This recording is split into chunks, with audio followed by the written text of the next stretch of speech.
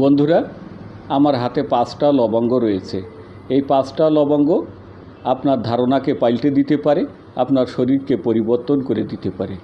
এই 5টা লবঙ্গ আপনার সম্পর্কে ও ভেষজ ঔষধ সম্পর্কে আপনার ধারণাকে পরিবর্তন করে দিতে পারে, ভেষজ ঔষধ নিয়ে আপনার চিন্তাধারাকে পরিবর্তন করে দিতে পারে।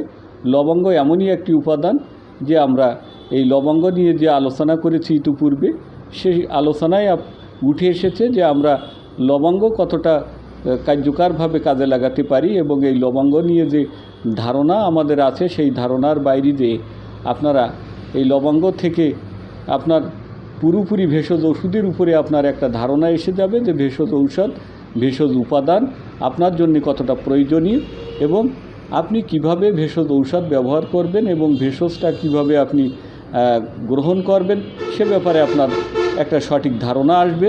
তো বন্ধু, এই লবঙ্গ পারে আপনার ভেষজ ওষুধ সম্পর্কে আপনার ধারণাকে সঠিক জায়গায় আনতে।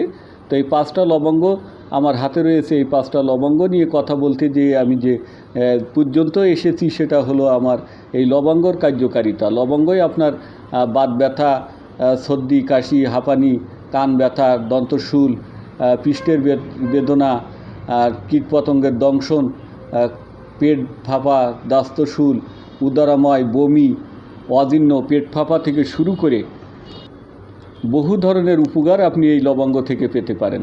কেন বন্ধুরা আমি 5টা লবঙ্গ নিয়ে কথা বলছি সে ব্যাপারে আপনাদেরকে পরে জানাবো।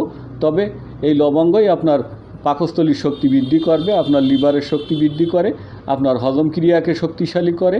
এই পাকস্থলীর শক্তি বৃদ্ধি হলে আপনার হজম ক্রিয়া ভালো হবে, আপনি কোষ্ঠবদ্ধতা থেকে মুক্তি পাবেন।